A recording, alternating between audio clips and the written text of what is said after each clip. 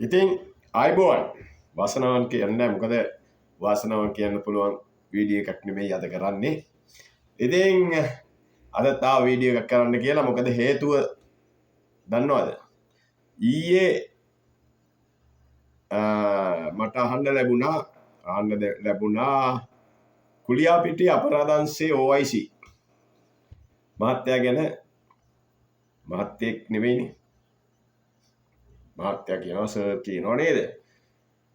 ඇත්ත මහත්ම ගතිය රැකගන්න දන්නේ නැති මහ ජරා විදියට මිනිස්සෙකුට අල්ලගෙන ගහනවා.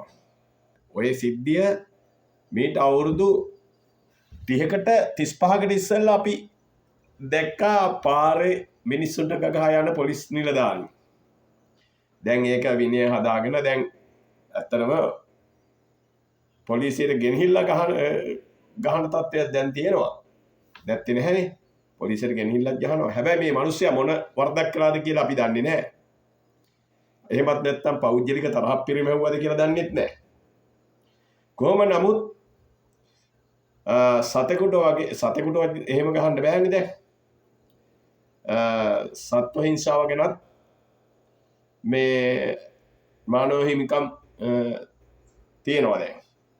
ඉතින් එහෙව් එකේ කිසි කෙනෙකුට ගහන්න බෑ. ඉතින් මට කියන්න තියෙන්නේ මේකයි. ඇත්තටම අර පරණ තත්ත්වය අවුරුදු 30කට 35ක තත්ත්වේ නැවත නම් මේ රටට ගේන්න එපා. ගරු ජනාධිපතිතුමනි, අගමැතිතුමියනි, ඒ වගේම පොලිසිය ආරක්ෂක ඇමතිතුමනි, මම ඉල්ලනවා ඒ තත්ත්වේ නම් නැවත ගේන්න එපා. මොකද පාරයන අපිටත් ගහපු කාලයක් තිබුණා. පොඩි ළමයින්ට පවා ගහපු කාලයක් තිබුණා අවුරුදු 30කට 35කට විතර ඉස්සෙල්ලා. ඒකට කවුරුවත් එතකොට මේ වගේ මාධ්‍ය තිබුණෙත් නැහැ.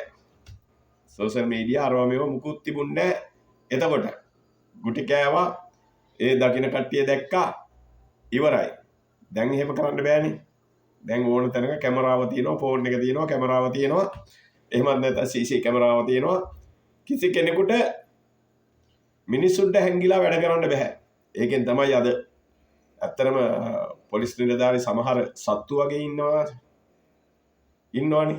අන්නේ පොලිස් නිලධාරී අතපය වීසි කරන්න නැතුව ඉන්නේ. නැත්තම් අතපය වීසි කරන ඕන තැනකදී. ඉතින් හැම පොලිස් නිලධාරියෙක්මත් නෙමෙයි හැබැයි.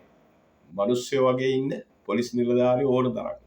ඒ අතර ඉන්නවා සත්තු වගේ අර බල්ලෝ වගේ. බල්ලොත් එහෙමනේ.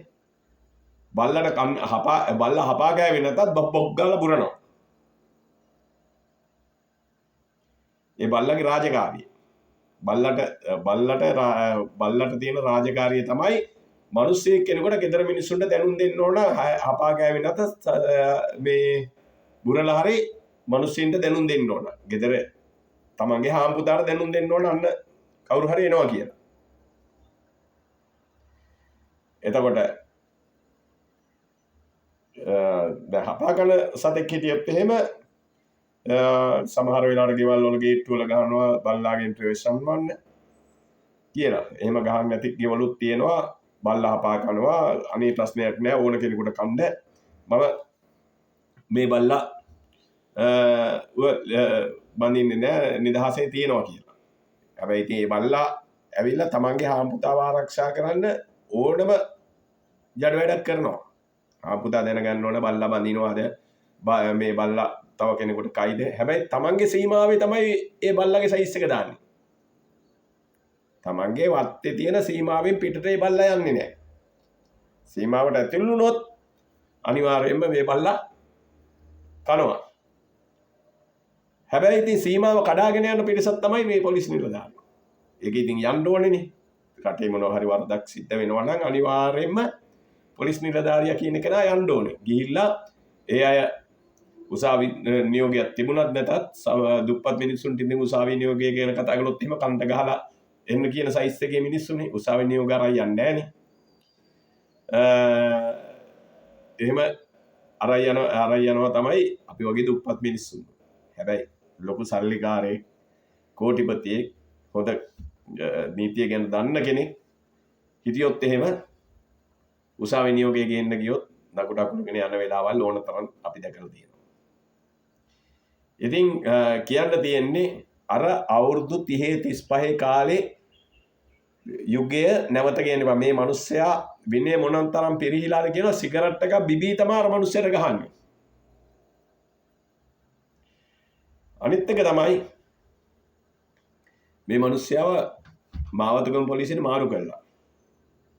හරියටම හරි. දැන් මිනිහා නිදහස්නේ. මිනිහා නිදහස් වෙන්න බෑ. මේ රටේ නීතිය පොලිස් නිලධාරියට බලපාන්නේ නැද්ද?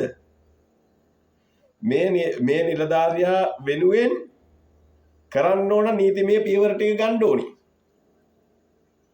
අපි ඉල්ලනවා මේ තිරසන මිනිසයා කියන්න බෑනේ මිනිස්සෙකුට ඔහම සතෙකුට වගේ ගහනවා නම් සතෙකුට වගේ කන්න පයින්නවා නම් සතෙකුට වගේ අනිනවා නම් ඒ මිනිස්සෙක් වෙන්න බෑනේ. මේ තිරසනාට ගන්න ඕන නීතිමය පියවර ගන්නම වෙනවා. මොකද හේතුව හැමදාම කරේ මොනවා මිනිහක් මැරුවත් ඒ පොලිස් නිලධාරියව මාරු කරන එකනේ. මාරු කරන එක නෙමෙයි. ඔහුව අත්අඩංගුවට ගත යුතුමයි. ඔහුට නීතිය ක්‍රියාත්මක කළ යුතුමයි. මේ ළඟදී මම දැක්කා තවත් පොලිස් නිලධාරියෙක් අයිස් ග්‍රෑම් 25කුත් එක්ක අහුවෙලා තියෙනවා. ඔහු අත්අඩංගුවට ගත්තද මොකද කියලා දන්නේ නැහැ. පොලිසියේදී ඔහුව ආරක්ෂා කරන්න බෑ. මොකද අයිස් කියන්නේ මේ රට විනාශ කරන්න ආපු දෙයක්. පොලිස් නිලධාරියත් ඒකට සම්බන්ධ වෙලා වැඩ කරනවා නම් ඒ අපරාධකාරයොත් එක්ක වැඩ කරනවා නම් ඒ නිලධාරියටත් උපරිම නීතිය ක්‍රියාත්මක කළ යුතුමයි. හැබැයි ඊට පස්සේ දැක්කේ නෑ කොතනකවත් එම පොලිස් නිලධාරියට විරුද්ධව යමක් කරලා තියෙනවා. ඒක නිසා එහෙම වුණා නම් අපි දන්නේ නැහැ. ඉතින් සෝෂල් මීඩියා වල බොරුත් දානවනේ. සමහර මිනිස්සු ඉන්නවනේ. බොරු දාන අයට කියන්නේ බොරු නම් කරන්න එපා. මේක ඇවිල්ලා රටක්. වගකීමක් සහිතව වැඩ කරන්න. ඉතින් පුළුවන් නම් මාව සබ්ස්ක්‍රයිබ් කරන්න. ඔබගේ යාළුවෙක් කරගන්න. මේක ෂෙයා කරන්න. එහෙනම් ජේසුපීටයි.